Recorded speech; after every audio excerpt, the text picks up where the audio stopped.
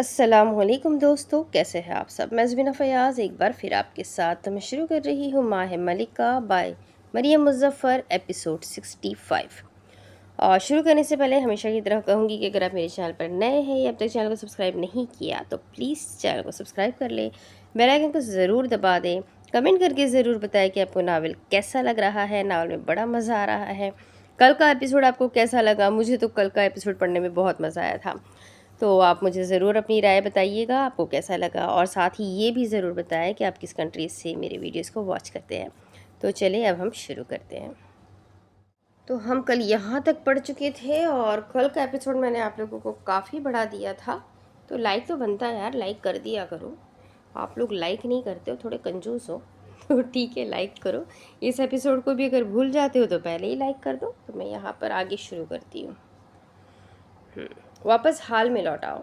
محکمہ موسمیات کی تحقیقات غلط ثابت ہوئی، بحرین سونامی جیسی آفت سے بچ گیا۔ ملک تو بچ گیا، گل کا دل اجڑ گیا۔ وہ گھر سے باہر نکل رہی تھی جب کماری کی آواز دینے پر پلٹ کر ٹھہری۔ قریب آتے اس عورت کے ہاتھ میں ایویڈنس لفافے میں چھپا کاغذ تھا۔ اینک کے پار آنکھوں میں سوالات کا ریلا بہتا آیا۔ یہ مجھے قلعے کی تفتیش کے دوران افسروں نے دیا تھا۔ میں نے کھول کر دیکھا تو اس پر تمہاری تصویر بنی تھی۔ انہیں لگا یہ تصویر کسی ضروری شخصیت کی ہے، پیچھے کچھ درج تو نہیں، مگر میں نے یہی اخذ کیا کہ یہ تمہاری امانت ہے، رکھ لو۔ اس نے ٹرانسپرنٹ لفافہ آگے کیا۔ گل نے ہاتھ نہ بڑھایا نہ کھینچا، بس چہرے پر حیرانگی لیے اس ثبوت کو دیکھا۔ اندر رکھا کاغذ کناروں سے سیاہ تھا جبکہ اس کا رنگ مٹیالہ پڑ چکا تھا۔ کماری نے آگے آتے اس کے ہاتھ میں خود ہی پکڑا دیا۔ یہاں لفافہ اس کی انگلیوں سے مس ہوا، وہیں گل نے چلتے دو قدم پیچھے اچھالے۔ کماری اس افتاد پر حیران رہ گئی۔ یہ تمہارا نہیں کیا؟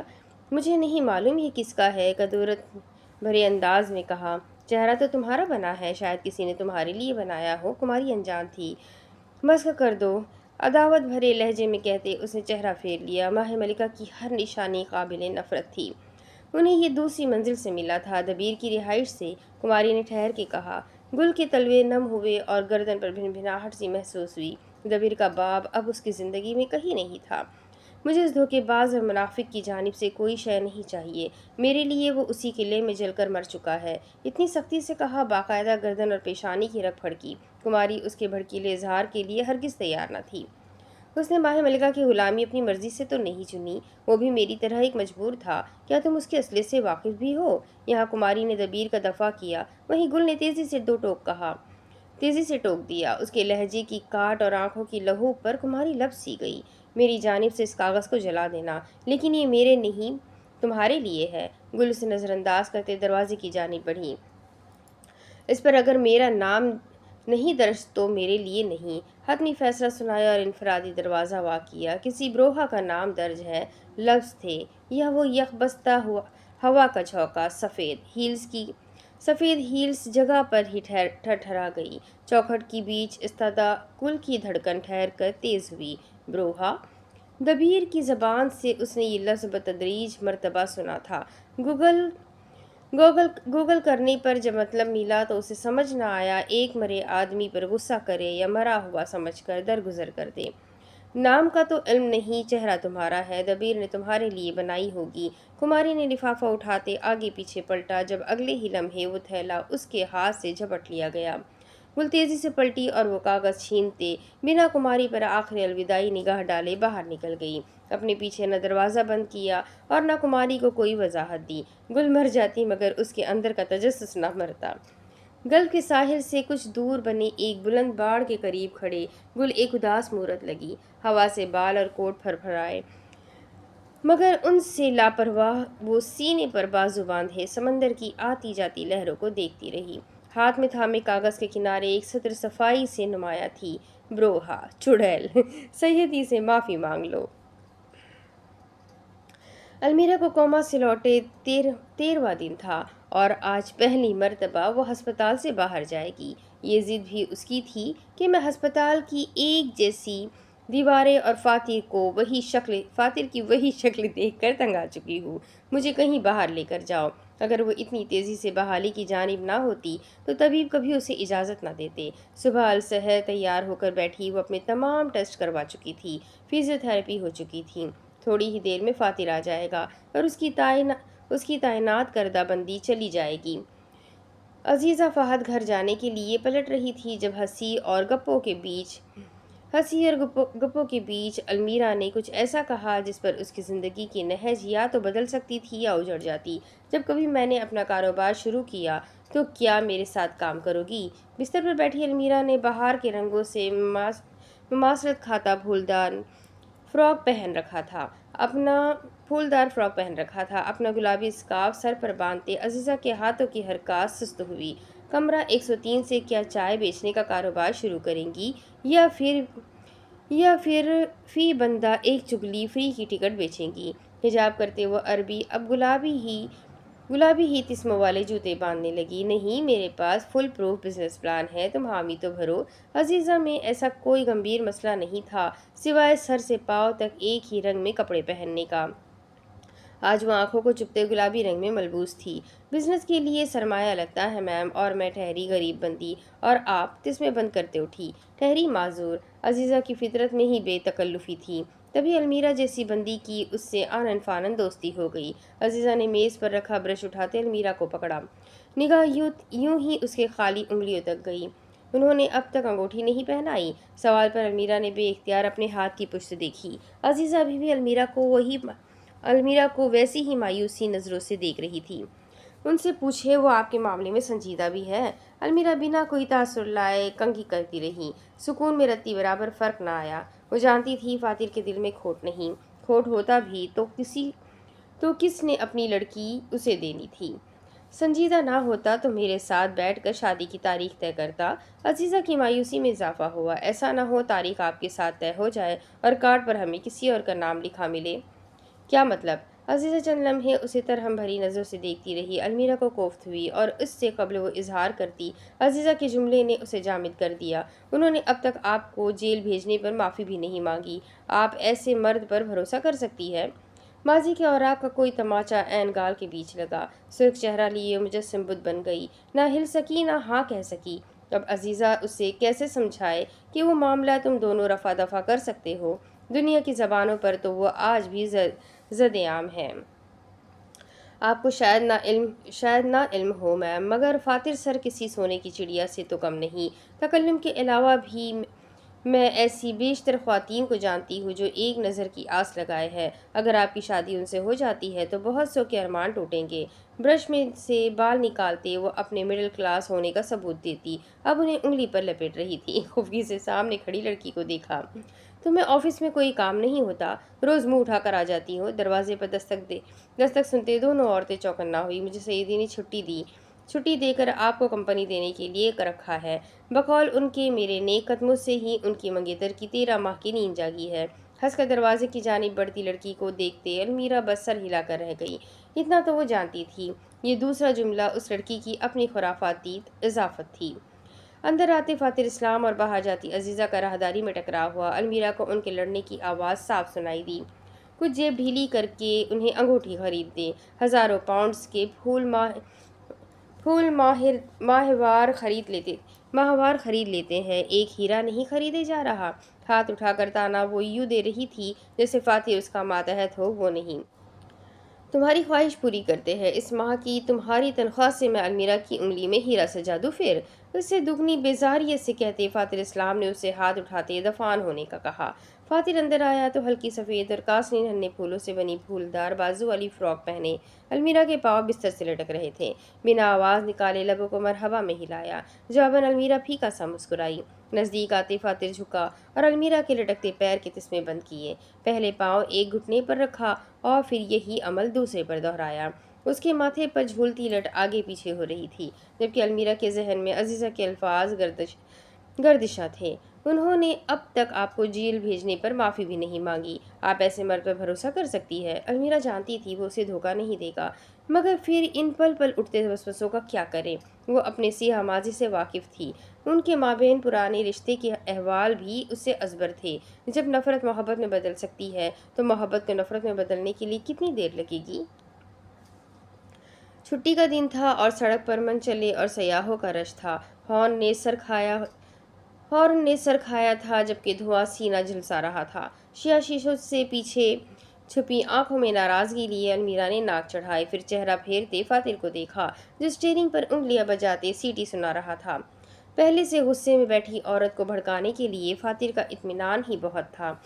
मिस्र रात के वक्त ज्यादा खूबसूरत लगता है। झांकते फातिल ने इर्द गिर्द देखा। अगर तुमने मिस्र घूमना है तो रात में तफरीही मकामात पर आओ। इस वक्त सब फीका और खामोश होता है। रौनक और रोशनियां तो शुरू ही शाम के बाद होती है। दोनों ही शोर और तफरीह के दिलदादा थे। पस मंजर में कोई गाड़ी मुसलसल हॉर्न बजा रही थी। ऐसी हालत में रात को मिस्र निकलना निकलना नरा अजाब था। बड़ा अजाब है। अलमीरा ने नाक चढ़ाई। फातिल उसके अंदाज पर मुस्कुराया। एक मरतबा मुकम्मल ठीक हो जाओ, फिर मैं तुम्हें अपनी पसंदीदा जगह लेकर जाऊंगा। सबसे पहले हम शाम अल शेख के दरिया देखने चलेंगे। रश थोड़ा हटा तो फातिल ने गाड़ी आगे बढ़ाई। वो हॉर्न वाली सवारी अब फातिल के साथ ठहरी, मुसलसल शोर मचा रही थी। मुझे ज़िंदगी में अब कभी पानी नहीं देखना, गर्दन में झूलते कासिनी स्कार्फ के साथ खेलते एतराफ़ किया। वजूद में खौफ की सनसनाहट दौड़ी। कम से कम अगले कोई 25-26 सालों तक तो बिल्कुल नहीं। फातिह ने शीशे से देखा। अंदर बैठा ड्राइवर मुसलसल खुद से अगली सवारी को लान तान कर रहा था। मर्द ने ज़रा सा झांक कर देखा तो अंदर मौजूद औरत उस लान तान से घबरा रही थी। फातिह ने अपनी जानिब के दरवाजे पर ऊंची दस्तक देते साथ वाले को मुतवज्जा किया। हाथ के इशारे से ही पूरी गुफ्तगू कर ली, मिस्री कहीं का, जिसका कुल असबाक था कि तुम्हारी मैयत उठनी है जो इतनी तेजी मचाई है। थोड़े आहिस्ता हो जाओ, वो भी तुम्हारे साथ ट्रैफिक में फंसी है। गुस्से से बल खाता मर्द लब भींच कर रह गया। आगे वाली गाड़ी में मौजूद औरत ने फातिल को ममनून निगाहों से देखा। इस मसले से हटते फातिल ने अपने मसले पर नज़रसानी की। तुम जितना माजी को दोहराओगी वो उतना तुम्हारे हाल में चलती सांसें रोकेगा। माह मलिका को अपने माजी का एक बुरा हिस्सा समझकर आगे बढ़ जाओ मलिका, उम्मीद दिलाई गई। ये तुम जैसे के लिए कहना आसान है अबू सलाम, जो अपने माजी को कैश आउट करवा रहे हो। मैं अब भी जहनी तौर पर उन्हीं दीवारों के कहीं बीच हूँ, तलखी से कहा। नज़रों के सामने आते मनाजिर को वो झटक न सकी। तुम तो रोज़ अव्वल से उस शराब के मुनकिर थे, मगर मेरा क्या? मेरे मुतालिक सोचा है मैंने किस कदर बेवकूफ़ियाँ की है, सिर्फ इस बुनियाद पर कि अब मैं मलिका हूँ। एक लम्हे के लिए अखज़ करो कि तुम ठाठ बाट के साथ हुक्म सुना रही हो, जबकि जो तुम्हारी छोटी बहनें हैं वो दिल ही दिल में खी कर रही हो। सोचो तो ज़रा, और फिर मुझसे कहना कि अलमीरा आगे बढ़ जाओ। सीध में देखते उसका लहजा खुद के लिए नफरत से भरपूर था। जब जब अपनी शौकी और हद दर्जे ओवर कॉन्फिडेंस वाले लम्हात याद आते हैं तो शर्म से पानी पानी हो जाती हूँ। मैं खुद से नज़र नहीं मिला सकती, ना खुद पर हंस सकती हूँ, और रोना इसका तो पैदाइशी बॉयकॉट है मुझ पर। गर्दन एक जानिब मोड़ते उसने अपने तल्ख तासुरात फातिह से छुपाए। फातिह ने स्टेयरिंग पर मौजूद कलाई देखी। उसकी बाप की छोड़ी घड़ी माह मलिका ने कहीं ज़ाय कर दी थी। इन सब बातों से मैं बखूबी वाकिफ़ हूँ मलिका, कुछ ऐसा शिकवा करो जो मेरे लिए भी नया हो। अलमीरा जवाबन खामोश रही। चलती हुई गाड़ी की रफ्तार धीमी हुई। वो एक मरतबा मज़ीद ट्रैफिक में फंस गए। खुद को माफ़ करना सीखो मलिका, इस काम में मैं तो क्या कोई भी तुम्हारा साथ नहीं दे सकता। मैं खुद को माफ़ तब करूँ जब हाल में मेरा दामन भरा और जेब माला माल हो। तेजी से उसका जुमला काटते ज़बान ने वो बात कह ही डाली जो कब से बेचैन की थी। उसके लिए लाए गए तमाम कपड़े गुलजान और अजीज़ा की खरीदारी और फातिल का पैसा था। अपने पैरों पर खड़ी हो जाओ, फिर हम इस मौजू पर बात करेंगे। जब से कहते उसने स्टीयरिंग पर हाथ मारा। एक तरफ अलमीरा उसका दिमाग चाट रही थी, दूसरी तरफ ये भीड़ सब्र आजमा रही थी। सीने पर बाजू बांधते अलमीरा ने मुंह फुलाया। अपनी बात रद्द होने का गुस्सा उसने भी फातिल पर बराबर उतारा। ये तुम कछुए की स्पीड से गाड़ी चला रहे हो, तभी हम ट्रैफिक में फंस गए हैं। अगली मर्तबा तुम चला लेना, हम कब्रिस्तान पहुंच जाएंगे। शीशे से बाहर देखते उसने बर्खास्तगी से कहा। मुठियां भींचते अलमीरा ने बर्दाश्त के 3-4 कड़वे घूंट भरे। हम कहाँ जा रहे हैं? करीब से कोई बाइक वाला अगली गाड़ी पर चिल्लाया। कब्रिस्तान तो फिलहाल नहीं। एक अपने ड्राइवर पर उकताहट तो दूसरा इस गर्म दिमाग बाइकर पर। अलमीरा के बस में होता दोनों को उसी गाड़ी तले देते, खुद धूम मचाते निकल जाती। हम साथ लंच करेंगे, फिर देखते हैं कहाँ चलना है। सिग्नल का दे खुला तो फातिल ने गाड़ी बढ़ाई। अलमीरा के दिल ने जैसे खौफ के समंदर में गौता खाया। बाहर खाने की तस्करा पर ही जिस्म कपकपा कर रह गया। थूक निकलते उसने कंधे के एक तरफ डाले बालों को इख्तियार से छुआ। بے اختیار چھوا۔ میں باہر کھانے کے لیے ابھی ذہنی طور پر تیار نہیں، کیا معلوم ان میں سے کسی ایک میں زہر نکل آئے، نشاور ادویات ہو۔ ماہ ملکہ کے حمایتی ویسے بھی بچ جانے والوں کو نست کرنے کی طاق میں ہے۔ گاڑی چلاتے مرد کو دیکھتے المیرا نے اسے ڈرانا چاہا۔ اسی لیے لے کر جا رہا ہوں تاکہ تم نارمل زندگی کی جانب لوٹ سکو۔ ایک ہاتھ سے گیٹ لگاتے فاتر نے اسے سیٹ بیلٹ بند کرنے کا اشارہ کیا۔ المیرا کے کل والے واقعے کا ذکر عزیزہ اس سے کر چکی تھی، اور جہاں تک زہر کی بات ہے تو تمہیں کبھی زہر نہیں دیا گیا تھا، محض بے ہوشی کی ڈرگ تھی۔ انہیں بلبل سے پیچھا چھڑوانا تھا تو اسے فریم کرنے کا اور تمہیں ڈرانے کا اس سے بہتر طریقہ نہیں۔ ایک تیر سے دو شکار کا علمیہ ہے ان کا۔ المیرا خاموش ہوئے گود میں دھرے ہاتھوں کو دیکھنے لگی۔ فاتر کی سلور اوڈی قصر النائل پر متوازن رفتار سے چل رہی تھی۔ کچھ دیر بس دونوں مسافرین کے بیچ خاموشی رہی، جب المیرا نے باہر دیکھتے سوال کیا۔ اینک کے سیاہ شیشوں پر عمارت کی در عمارت کا بدلتا عکس ابھرا۔ کیا سب پکڑے جا چکے ہیں؟ جواباً ساتھ بیٹھا شخص خاموش رہا۔ نگاہیں سیدھ میں تھی۔ المیرا نے چہرہ پھیرا، نظر میں جھلکتے سوال کو محسوس کر گیا۔ ہاں، کوسے لطیف، وہ 3 ماہ قبل ہی ویتنام میں قتل ہو چکا ہے۔ اس کے ساتھیوں میں سے نگار جیل میں ہے، کامل خودکشی کر چکی ہے، اور باقی یا تو روپوش ہو چکے ہیں یا ساتھی ہونے سے انکاری ہے۔ فاتر نے نپے تلے سے انداز میں کہا۔ المیرا پلک جھپکے بنا اسے دیکھتی رہی۔ کرخت تاثرات لیے وہ یقیناً کسی بات پر رنجیدہ تھا۔ قتل کیسے؟ فاتر کے بھیجے جبڑے میں رتی برابر فرق نہ آیا۔ وہ جن کے لیے کام کرتا تھا کیا تمہیں لگتا ہے وہ اسے یوں آزاد گھومنے دیں گے؟ جب وہ ہماری آوازوں کو دبانا چاہتے ہیں پھر کوسے کو کیوں بخشیں گے؟ اس کا نظام ختم کروانے سے لے کر کوسے اس کا قتل، ہر عمل طے شدہ تھا۔ بے یقینی اس قدر تھی کہ المیرا کو سنے گئے الفاظ کہانی لگی۔ مطلب اس کو اسی کے ساتھ ہی تباہ کرنا چاہتے تھے؟ فاتر نے اقرار میں گردن ہلائی۔ سڑک کا موڑ کاٹتے کہانی کا تفصیلی رخ کھولنے کی تیاری کی۔ ماضی، کچھ ماہ قبل، یہ ایک تفتیشی کمرے کا منظر تھا۔ کیمراز اور مائک کونوں میں چھپائے تھے۔ دیوار کے پار کھڑے افراد ان سرمئی اور مختصر سی روشنیوں میں ہوئی گفتگو سن اور سنبھال سکتے تھے۔ ایسے میں اگر مجرم اندر ہو تو وہ شیشے کے پار کھڑے افراد دیکھنے سے محروم رہے گا، جیسے کہ اس وقت اندر بیٹھی ماہ نگار، دوسری جانب کھڑے فاتر اور وہی افسر جو جزیرے میں آنے والے گروہ کا نگہبان تھا کو نہیں دیکھ سکتی تھی۔ جہاں نگار جیل کی سفید یونیفارم میں ملبوس، ہاتھوں میں ہتکڑیاں اور ڈھیلی چٹیاں بنائے لوہے کی کرسی پر بیٹھی تھی، وہیں دوسری طرف فاتر لال انگارہ آنکھیں لیے اسے نفرت سے دیکھ رہا تھا۔ فوجی افسر عیان بن حجاج نے اس کا کندھا دبوچتے حوصلہ دینا چاہا۔ اس وقت وہ آدمی کسی بھوکے شیر کی مانند اپنے باپ کے قاتلوں کو نوچ کھانے کے در پر تھا۔ دفعتاً کمرے کا دروازہ کھلا اور وہی افسر فاتر کو تنہا چھوڑتے نگار کے سامنے کرسی سنبھالتے بیٹھ گیا، جہاں اس کا لمبا مضبوط سراپا مٹیالے یونیفارم سے واضح تھا، وہیں اس کی آنکھوں میں لاتعلقی تھی۔ ماہ نگار ان کے پاس تمام سوالات کا ایک واحد جواب تھی۔ میں جو سوال پوچھوں مجھے فوراً جواب چاہیے، وقت برباد مت کرنا، یہ تنبیہ ہے۔ وہ اس بین الاقوامی کیس کا حصہ تھا۔ کوسے لطیف کہاں ہے؟ کوہنیوں کے بل آگے ہوا۔ معلوم نہیں، وہ ہمیں اس جہاز پر بٹھاتے خود پیچھے ہی رہا تھا، نگار نے سنجیدگی سے کہا۔ ویسے بھی یہ ملاقات اسی کے مطالبے پر حقیقت بنی تھی۔ کتنے عرصے سے کوسے کو جانتی ہو؟ جب سے ماہ ملکہ السکر تھی۔ فاتر کے ساتھ بیٹھے لڑکے کو مرد کی گہری غصہ بھری ہنکار سنائی دی تو مارے احتیاط کے 2 فٹ دور ہوا۔ کیا تمہیں علم تھا کہ کوسے لطیف تمہیں دھوکہ دے رہا ہے؟ اس سوال پر وہ بھی بے تاثر رہی۔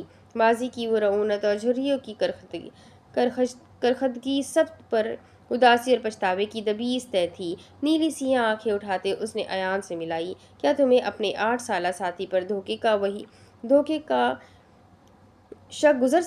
دہی کا شک گزر سکتا ہے؟ افسر نے جواباً کچھ نہ کہا۔ مجھے بھی کوسے سے ایسے کسی بھی عمل کی کوئی امید نہیں تھی۔ ہاں، یہ معلوم ضرور تھا کہ اس کے قانون دان اور اپنے سرمایہ کاروں کے ساتھ انبن چل رہی ہے، مگر یہ نہیں علم تھا کہ وہ ہمیں ایک جہاز میں بٹھاتے عین ان کے حوالے کر دے گا۔ اگر ماہ کامل اس جہاز میں ساتھ نہ ہوتی تو مجھے پھر بھی کچھ شک گزر جاتا، مگر کوسے دنیا میں کسی بھی شخص کو دھوکہ دے سکتا ہے۔ दे सकता था, माह कामिल को नहीं। और ऐसा क्यों? हथकड़ियों का वजन उठाए, हाथों को मेज पर धरते वो कदरे आगे आई। वो कामिल पर फरेफ्ता था। माह कामिल उसका दाया हाथ थी, जिसके हुस्न और चालाकी की मदद से उसने कई आदमियों को अपने साथ इस कारोबार में मिलाया था। यूँ कह लो जैसे हर बिजनेस में एक खूबसूरत औरत के कंधे पर रखकर बंदूक चलाता था, बिल्कुल वैसे ही कामिल कोसे के लिए बेशतर कारोबारी मसाइल गैर कारोबारी तरीकों से हल करती थी। अफसर ने समझते सर हिलाया, कुर्सी पर ही अपना रुख बदला और अगला सवाल किया, तो क्या माह कामिल की खुदकुशी की वजह भी यही थी? नहीं, जवाब दो टोक था। कामिल को अपनी जात के सिवा किसी में दिलचस्पी नहीं। जब हमारे जहाज को फौज ने चारों ओर से धर लिया था तो सिर्फ हार के खौफ से कामिल ने जहाज से छलांग लगाई थी। मैं उसे साबिका 4 सालों से जानती हूँ। जैसी जिंदगी वो गुजार रही थी ऐसी तो शायद रियासत की शहजादी अभी नहीं गुजारती, जबकि औकात उसकी कनीजों से बदतर थी। अयान बिन हज्जाज की हंसी बेख्तियार थी। मुट्ठी को होठ पर धरते उसने मदफान अंदाज में हाथ उठाया। तुमको इतना तो मालूम होगा ही कि वो तमाम सरमायाकार भले ही दुनिया से मख्फी है, मगर हमारे पास उन शख्सियात का मुकम्मल रिकॉर्ड है। माहिनिगार ने गर्दन इकरार में हिलाई।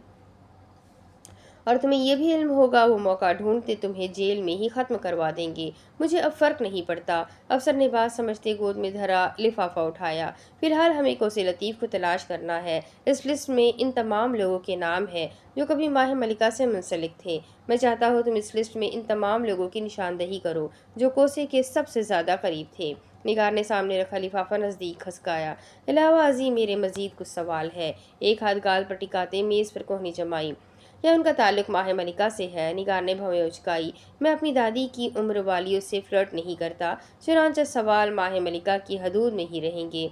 दूसरी जानिब वो लड़का खिलखिलाया, जबकि फातिर ने सब्र का घूंट भरा। क्या क्रूज में काम करता हर मुलाजिम तुम लोगों के काले धन से वाकिफ था? तेजी से पूछा गया। नहीं, सिर्फ खास लोग ही मुंतखब होते थे। तुम लोग एक जहाज को समंदर में बहाए घूम रहे थे, क्या ये शक नहीं गुजरा कि कोई देख लेगा? निगार अब भी पुरसुकून रही। हम बहिराए अरब के जुनूबी हिस्से में एक ही जगह टालम टोल करते थे। बाहर से जहाज एकदम आम सा लगता था। कोई देख भी लेता तो यही अखज़ करता सफरी जहाज सैर पर रवाना है। अफसर ने समझते सर हिलाया, फिर अगला सवाल किया। ऑनलाइन इस जहाज के मुतालिक अफवाहें और ब्लॉग्स कौन फैलाता था? हम लोग खुद, ताकि मज़ीद मशहूरी हो सके। अयान ने तौसीफ़ी भवें उचकाई। पर तजस्सुस सवाल है, मगर तुम सब मुतवाज़ी दुनिया के इस झूठ में अंग्रेज़ी क्यों इस्तेमाल करते थे? निगार कुर्सी पर पीछे हुई। हम दुनिया भर से लोग इकट्ठा करते थे, हर कोई तो अब अरबी बोलने से रहा। कुछ देर बाद जब फौजी अफसर पूछ गछ करके निकला तो फातिर इस्लाम वहाँ से जा चुका था। माह मलिका जाए भाड़ में, उसे सिर्फ और सिर्फ कोसे लतीफ़ को ढूंढना था। हाल काहिरा। मैंने कोसे को कहाँ नहीं ढूंढा, किस किस मुल्क के कानून से राब्ता नहीं किया। मैं उसे अपने हाथों से मारना चाहता था, मगर उसकी ठंडी आह मिस्र के मौसम से मुतजाद थी। उसके कुछ दस्त बने उसके कुछ वस्त बने दुश्मनों ने स्नाइपर के जरिए कत्ल करवा दिया। सुनने में यही आया था कि वो मुसलसल उनकी असलियत फाश करने पर उन्हें धमका रहा था। होठ का कोना उठाते अरब मुस्कुराया। जब बदी के साथ हाथ मिलाओगे तो खैर की बस उम्मीद ही रहती है। वो कारोबार था और उसके तमाम साथी अपने अपने धंधे का दिवालिया नहीं चाहते थे, सो मरवा दिया उसे। कंधे उचकाते जैसे उसने अपनी हार और कोसे की बेवकूफ़ी दोनों पर तंज किया। फूलदार लिबास वाली का चेहरा मुरझा गया। फातिर के चेहरे की मुस्कान के पार क्या पछतावा छुपा था? अलमीरा के सिवा सबकी नज़र से ओझल रहा। तुमने अपने बाप के कत्ल का बदला ले लिया है फातिर। अगर तुम उन्हें अपने हाथों से नहीं मार सके तो कम से कम तुम उन्हें कानून तक तो ले गए हो। उनका यही अंजाम था। जवाबन उसने ना हाँ की ना ही ना कहा। मर्द के कतराने को महसूस करते उसने गुफ्तगू का सिलसिला मुनक़ता कर दिया। गाड़ी की खिंची खिंची सी फिजा में बस पहियों के सड़क पर चलने की आवाज़ थी। गैर मामूली खामोशी महसूस करते अलमीरा ने हाथ बढ़ाया और रेडियो चलाने लगी। फातिर बेपरवाह सा रहा। कुछ देर की खटाक पटाक के बाद गाड़ी एक जानी पहचानी आवाज़ से भर गई।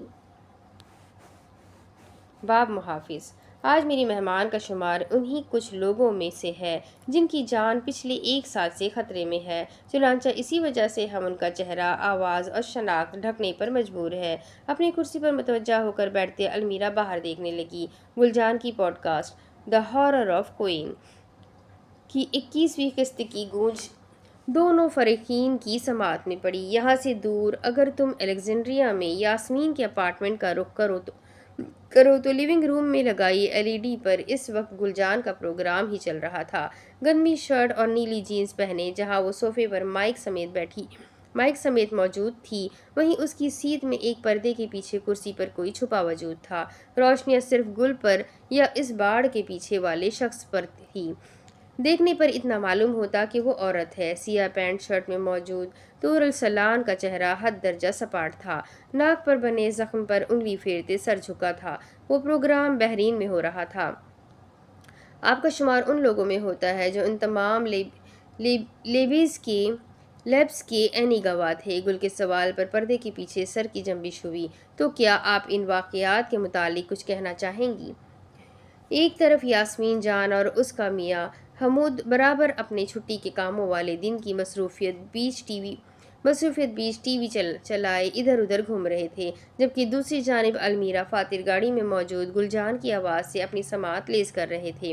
جب ہمیں ان وارڈز میں لایا جاتا تھا تو سب سے پہلے ہمارے دیگر ٹیسٹ ہوتے تھے، خون سے لے کر پیخانہ تک کو جانچا جاتا تھا اور پھر ہمیں گروہوں میں تقسیم کیا جاتا۔ زیادہ صحت مند انسانوں کو وہ بہتر رہن سہن دیتے، یوں جیسے آپ اپنے مہنگی اجزاء کو سیدھ کر اور سوچ سمجھ کر استعمال کرتے ہو، جبکہ وہ جن کی زندگی کا دورانیہ کم تھا انہیں وہ ردی کاغذ کے طور پر استعمال کرتے، جیسے ہم ان بہتر اجزاء کے لیے ایک پائلٹ ٹیسٹ ہے۔ اگر یہ دوا ہم پر کامیاب ہوئی تو ہی ان کے اپر کلاس والے نمونے تک جائیں گے۔ مگر گل مکمل توجہ سے ہر جملہ سن رہی تھی۔ ہمیں وہاں نام یا ملک سے نہیں بلکہ ہندسوں سے یاد کیا جاتا تھا۔ بہت سو کے سر منڈوا کر عین وسط میں ان کا نمبر ٹیٹو کیا جاتا یا پھر کھولتی ویکس سے جلد کے اندر پیوست کر دیا جاتا۔ ان کے بال پھر مصنوعی وگز بنانے میں آگے بیچے جاتے۔ گلجان نے درد سے آنکھیں میچ لی۔ کیا آپ کا بھی کوڈ نمبر تھا؟ طور کی آواز پر لگے بے انتہا فلٹرز کی بدولت جنس کی پہچان کرنا ناممکن تھا۔ وہ لوگ اسے اسپیسیمن کوڈ یا پھر نمونہ نمبر کہتے تھے۔ میرا بھی تھا، میں وہ بتا نہیں سکتی، مگر میرا گرم کھولتی ویکس استعمال کرتے جسم پر کندھا گیا تھا۔ سننے والوں نے سانس روک لی۔ سہنے والے ماضی کے نکیلے دریچوں سے چھٹکارا پانے کی خاطر پروگرام کو بند کر گئے۔ میرا شمار ان کے حتمی نمونوں میں ہوتا تھا۔ ہمیں ہر وقت مدہوش رکھا جاتا یا کھانے کی ایسی قلت ہوتی کہ نہ ہم کچھ صحیح سے سوچ سکتے اور نہ ہی اپنے ساتھ ہوتے واقعات کا ادراک لگا پاتے۔ میں نے لوگوں کو ہجانی ہوتے خود کو نوچتے دیکھا ہے۔ کھانا نہ ملنے پر وہ اپنے ہی بدن کاٹ ڈالتے تھے۔ اگر کوئی زیادہ احتجاج یا شور شرابہ کرے تو انہیں ذہنی ٹارچر کے لیے وائٹ روم میں قید کر دیا جاتا۔ المیرا نے آنکھ کے کنارے سے فاتر کو دیکھا۔ وہاں ہنوز سنجیدگی تھی۔ ہم میں سے کچھ ایسی بھی تھی جنہیں آگے جسم فروشی کے لیے بیچا جاتا۔ اس کام کے لیے باقاعدہ نیلام گھر ہوتے تھے۔ چھپ چھپا کر نہ جانے دنیا کے کس کونے میں لایا جاتا اور پھر وہاں جو حشر برپا ہوتا تھا میں تصور نہیں کرنا چاہتی۔ کہنے والی کا لہجہ ایک لمحے کو بھی نہ لڑکھڑایا۔ گلجان نہ چاہنے کے باوجود بھی ششدر رہ گئی۔ یہ سب میں نے خود کے ساتھ قید باقیوں کی منہ زبانی سنا تھا۔ میں تو محض 1 ماہ ہی وہاں قید رہی تھی۔ ایسے میں مجھے بس ایک مرتبہ ہی ان کے ایکسپیریمنٹ چیمبر دیکھنے کو ملے۔ پرانے اعضاء نکال کر نئے ڈالنے سے قبل ہمیں کچھ دنوں تک نہ جانے کون سے بد ذائقہ اور بدبودار مشروب پلائے جاتے۔ اسے لطیف کا مصمم ارادہ انسانی جنگ ساز بنانے کا تھا، ایک ایسی فوج تیار کرنا جس کے انسان کامل اور لافانی ہو۔ طور نے بولنے کا وقفہ لیا۔ لمبی بات کرتے اس کا سانس پھول جاتا تھا اور وضاحت دیتے اس کی دماغ کی رگ۔ اگر ہم نچلے درجے کے اسپیسیمن اس آرگن ٹرانسپلانٹ کے بعد بخیر عافیت رہتے اور ان نئے دل یا گردے پھیپھڑے کے ساتھ پہلے سے بھی بہتر بھاگ دوڑ کرتے تو ہی ان لاڈلے نمونوں کو کاٹ پھاڑ کر اپنی مرضی کا انسان بنایا جاتا۔ میں نہیں جانتی وہ اس عمل میں کس حد تک کامیاب ہوا تھا۔ مجھے بس اتنا معلوم ہے کہ جو کوئی تنگ کرے بطور سزا ان کا جسم مکمل ہوش و حواس میں چیرا جاتا۔ گل نے سانس لینے کی خاطر صوفے کی پشت سے سر ٹکایا۔ 4 ماہ ہو گئے تھے مگر ہر بار اس کا ایسا ہی حال ہوتا تھا۔ شاید خدا نے اسے دل نرم دیا تھا یا پھر وہ بے دردی پر بے حس نہیں ہو سکتی تھی۔ کھجور کے درختوں کو پیچھے چھوڑتے فاتح نے ریڈیو بند کیا تو گاڑی میں ہیبتناک وحشت چھا گئی۔ المیرا نے اس حرکت پر نہ جرح کی اور نہ داد دی، بس چہرہ پھیرے راستے پر رواں سواریوں کو دیکھتی رہی۔ الازہر پارک، قاہرہ۔ الازہر پارک، قاہرہ۔ قدیم اسلامی باغات کے طرز پر بنا یہ پارک پرسکون اور طمانینت بخش تھا۔ اونچے زرد نارنجی ستونوں اور فواروں سے مزین بیٹھنے کی جگہ ہے، اور ویسے ہی ریسٹورنٹ تمام ماربل سے تراش شدہ تھے۔ ایسے میں ماربل کی ایک لمبی باڑ کے بیچ وقفے وقفے سے بنے فوارے ایک بلند چبوترے کے سامنے ٹھہرتے تھے۔ چبوترے پر بنا چھجا بھی مٹیالے ماربل سے بنا تھا، گویا قدم مغلیہ دربار ہو۔ یہ ایک قدیم ورثہ تھا جس سے اسلامی رنگ و روپ کافی حد تک واضح تھا۔ دوپہر کی ابتدائی پہر تھے اور ٹولیوں کی مانند سیاح اور رہائشی ارد گرد منڈلاتے یا پھر ریسٹورنٹ میں بیٹھے کھانا نوش کر رہے تھے۔ ایسے میں وہ پھولدار بنفشی اور ہلکے سفید رنگ کی فراک والی لڑکی بھی تھی، اور اس کے ساتھ خاکی رنگ کی پولو شرٹ اور سیاہ ڈریس پینٹ پہنے مرد بھی۔ اس دربار کے باہر لکڑی کی میز کرسیاں آمنے سامنے رکھی تھی۔ ریسٹورنٹ کا کھانا نوش کرتے وہاں اس سے قبل لوگوں کی بھیڑ جمع ہو جاتی۔ فاتر اور المیرا ایک کونے میں چوڑے گول میز کے ارد گرد بیٹھے تھے۔ کرمزی رنگ کا چھجا ان کے سروں پر کھلا تھا، جبکہ آنکھوں پر سن گلاسز چڑھاتے جہاں فاتر سامنے رکھے چاول کا نوالا بنا رہا تھا، وہیں المیرا بھی خاموشی سے اپنا کھانا کھانے میں مصروف تھی۔ اس کی ویل چیئر ایک جانب بند کی ہوئی موجود تھی۔ زرد مٹیالی عمارت اور سرسبز باغات کے بیچ بنے مصنوعی آبشار سانس لیتے تھے۔ فاتر بغور اس کا ہر نقش پرکھ رہا تھا۔ وہاں چھائی اداسی کی چادر اس سے ڈھکی نہ تھی، جبکہ المیرا ذہن ہی ذہن میں عزیزہ کی باتوں کو جھٹکنے کی کوشش میں تھی اور بری طرح ناکام ہو رہی تھی۔ ہلکی ہوا اور نرم دھوپ سے کچھ فاصلے پر دونوں اپنی اپنی جہنم میں جل رہے تھے۔ ان کے بیچ ابھی بھی بے انتہا راز تھے۔ قدرت نے آسمان سے دیکھتے گردن مایوسی سے ہلائی۔ یوں ہی چھری کانٹے کے ایک دوسرے سے ٹکرانے کی آواز میں ایک فٹ بال کی گیند مخیل ہوئی۔ اڑتا ہوا وہ سفید سیاہ بال فاتر کے قدم کے قریب آ کر رکا۔ چبوترا زمین سے بلند تھا۔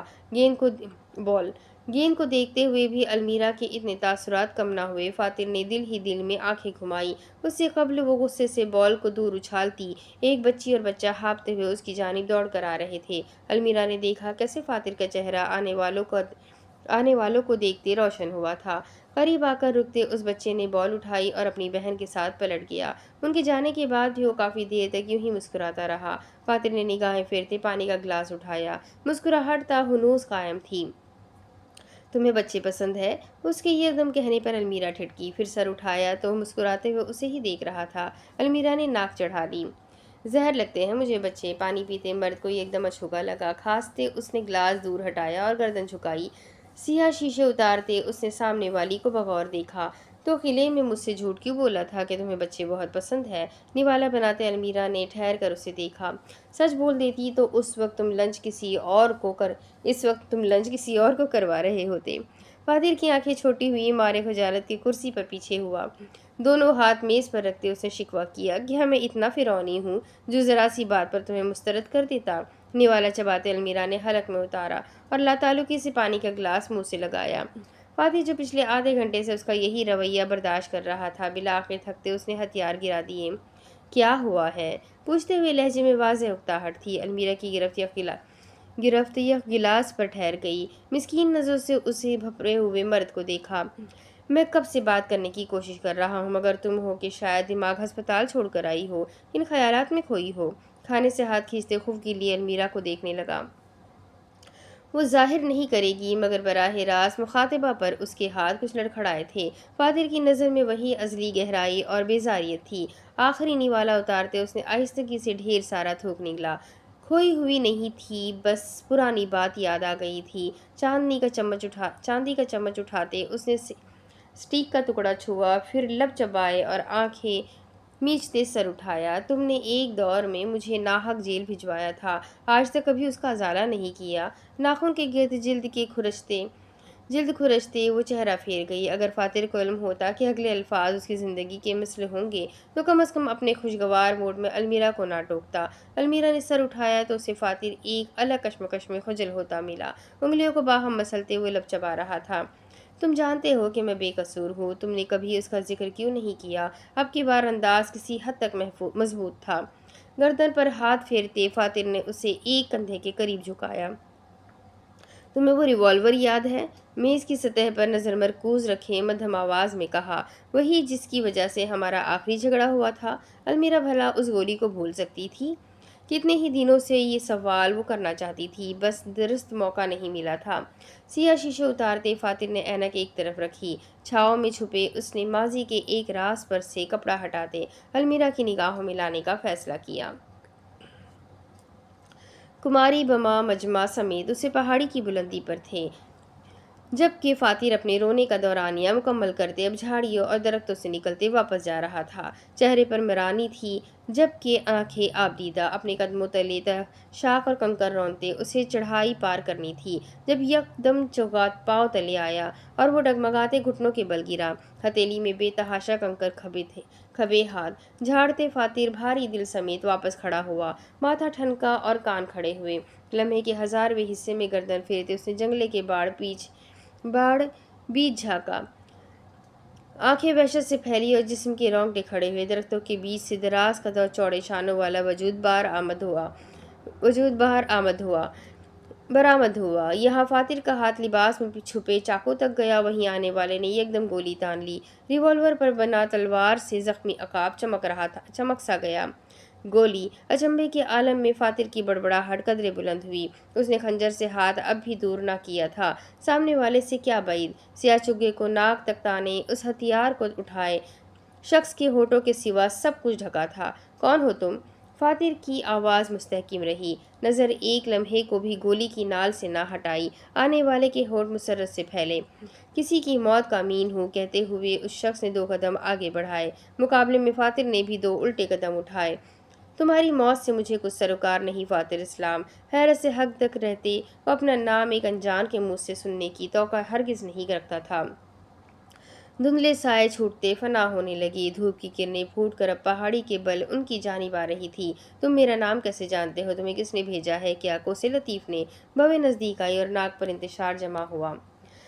اپنے باپ کی جان کا بدلہ لینا ہے؟ جھٹکے رکے بنا ملے۔ روشنی اب بھی آہستگی سے میں سفر تھی۔ فاتر اتنا حیرت زدہ تھا، صحیح سے جملہ بھی نہ بن پایا۔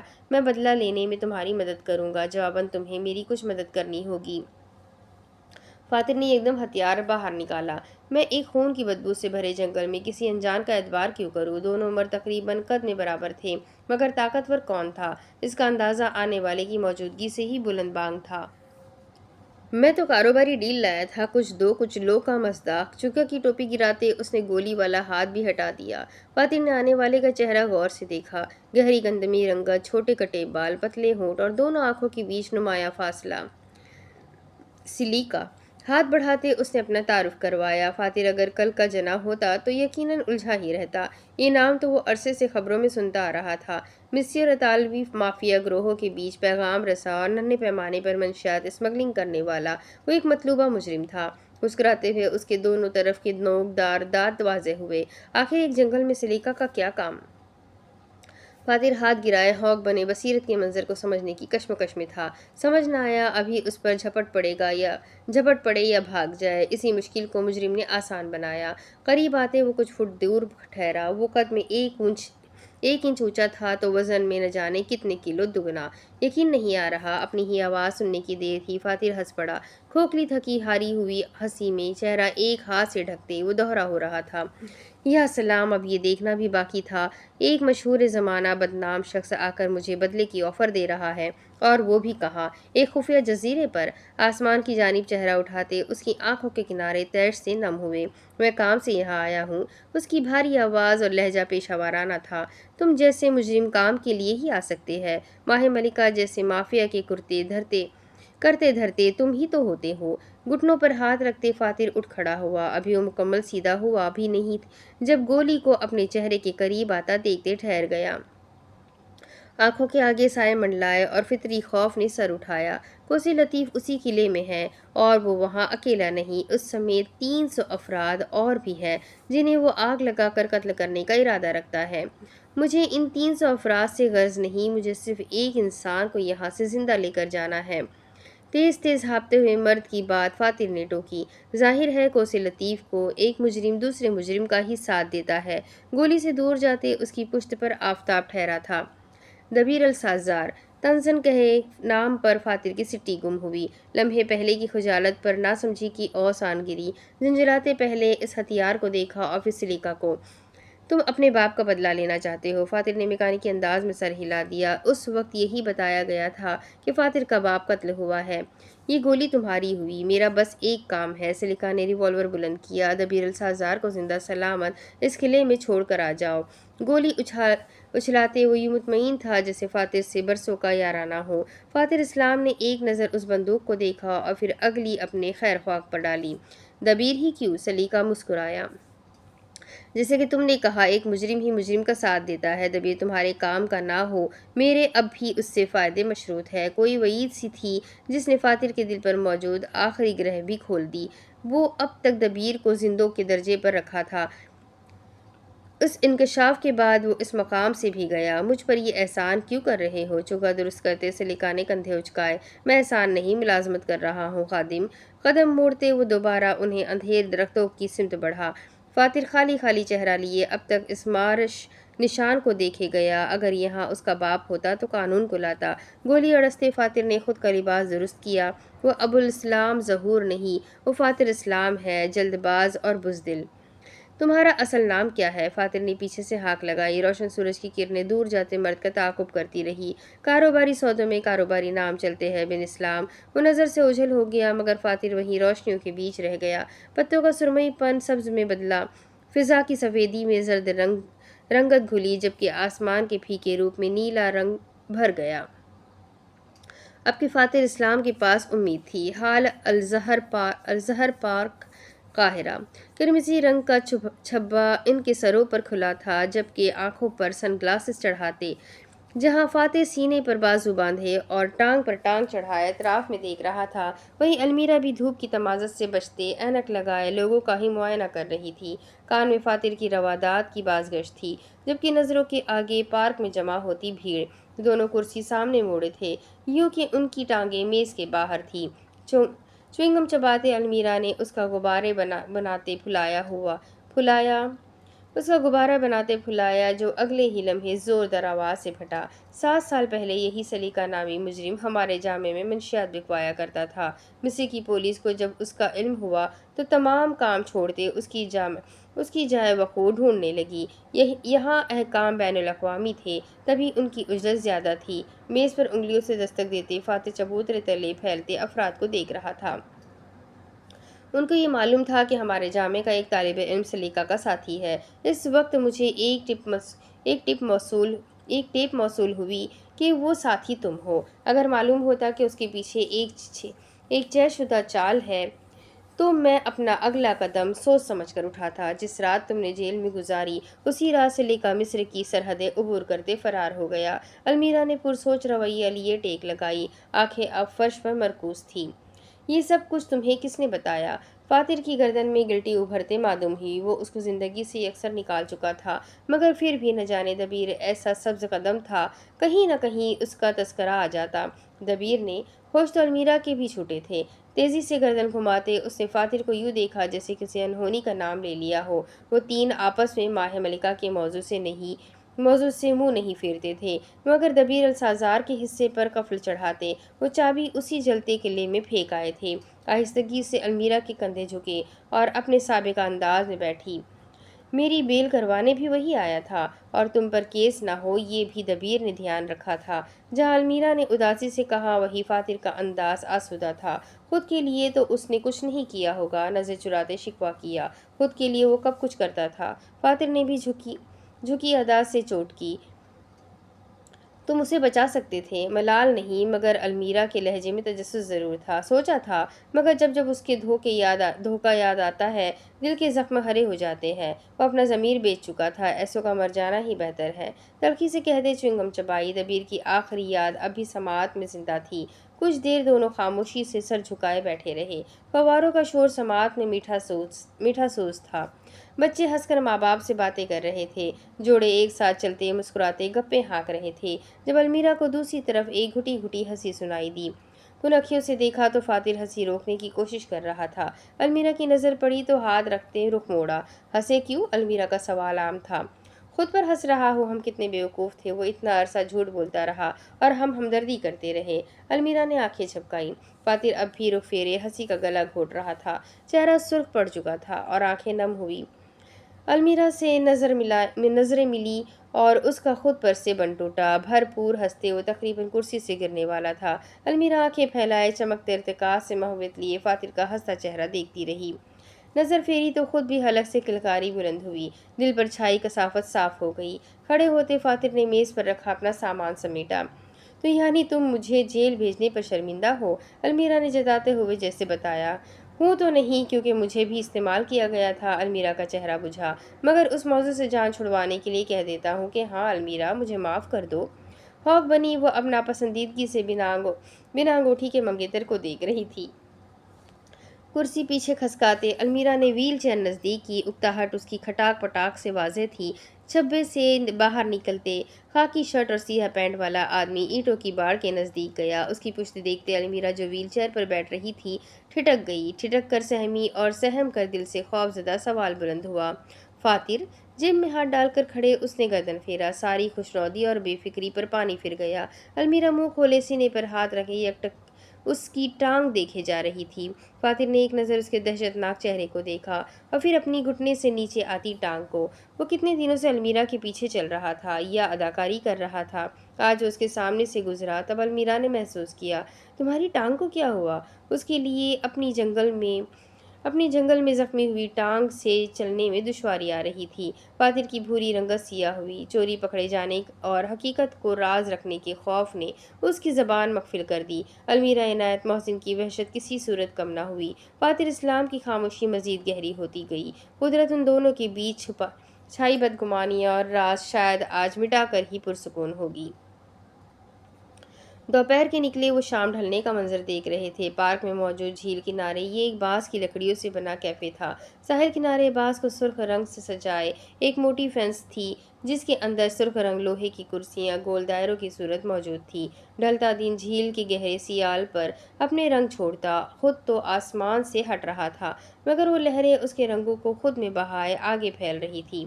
चारों ओर चारों ओर सुकून और जर्द नारंगी सी सियाही थी। इस सहरंगेज मंजर में हलचल की आवाज़ पीछे बैठी अलमीरा से आई।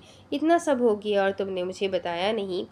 स्कार्फ को गर्दन में डाले उसकी आवाज़ में मलाल था। बांस की बनाई दीवार पर कोहनियाँ रखे फातिर पानी में बने अपने अक्स को देख रहा था। जब बोला तो आवाज़ बैठी सी थी।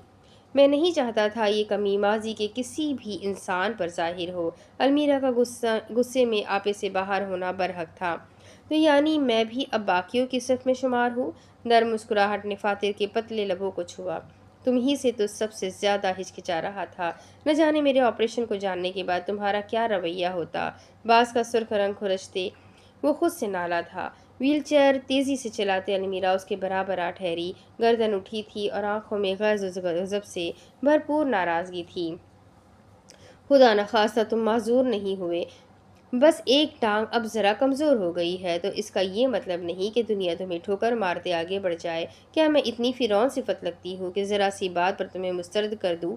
तासुरात सख्त खफा थे। हत्ते पर मुक्का बरसाते अलमीरा ने उसे एहसास दिलाया।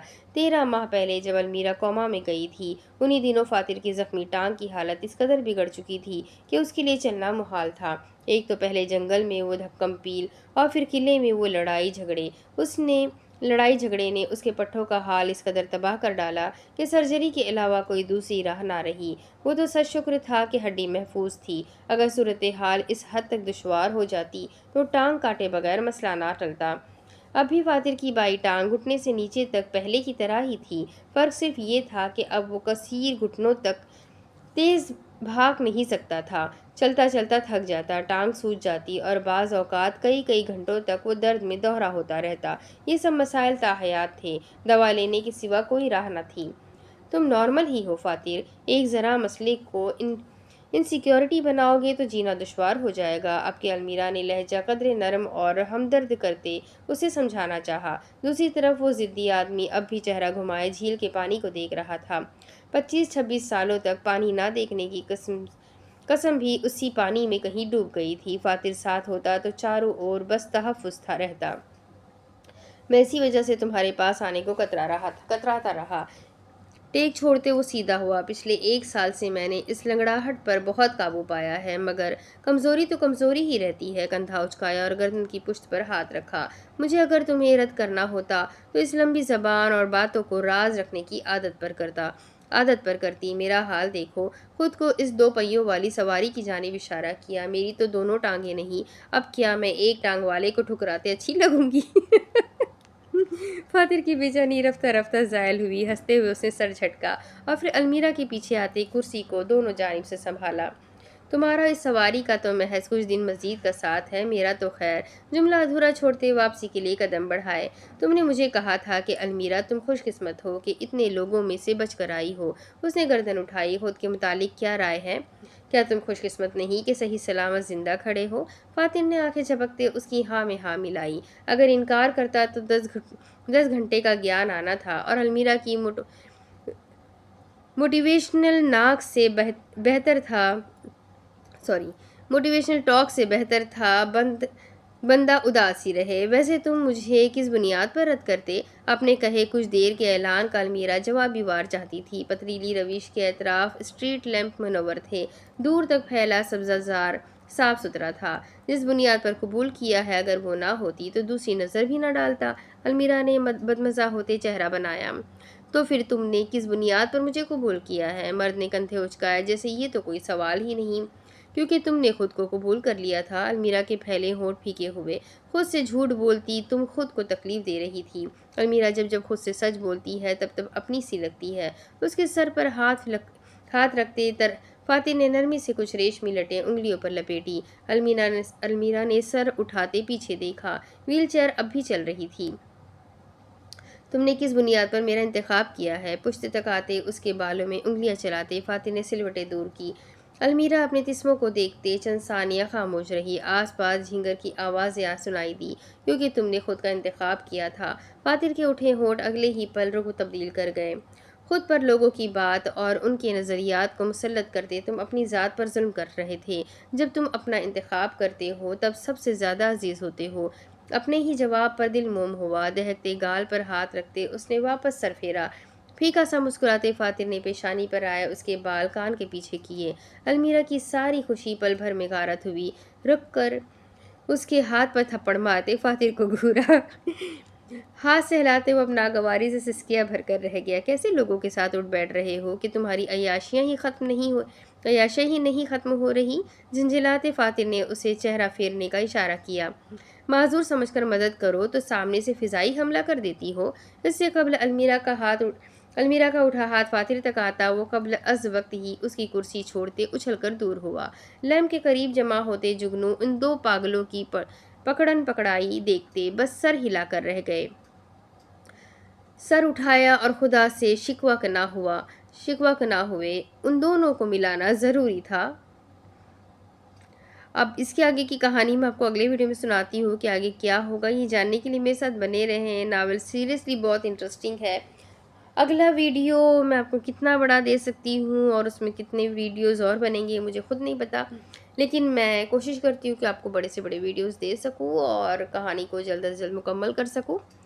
तो देखते हैं इस कहानी का अंत कब होगा। फातिह आखिर अलवीरा को कब अंगूठी पहनाएगा या डायरेक्ट उससे निकाह करेगा, ये जानना भी बहुत मज़ेदार है। तो जल्दी से वीडियो को लाइक करें, चैनल को सब्सक्राइब करें, बेल आइकन को ज़रूर दबाएं, वीडियो को अपने कॉन्टेक्ट्स में शेयर ज़रूर करें, नावल को अपने कॉन्टेक्ट्स में शेयर ज़रूर करें, कमेंट ज़रूर करें। तो चले मिलते हैं अगली वीडियो में, तब तक के लिए अपना खूब सारा ख्याल रखें, मुझे भी दुआ में याद रखें। अल्लाह हाफ़िज़।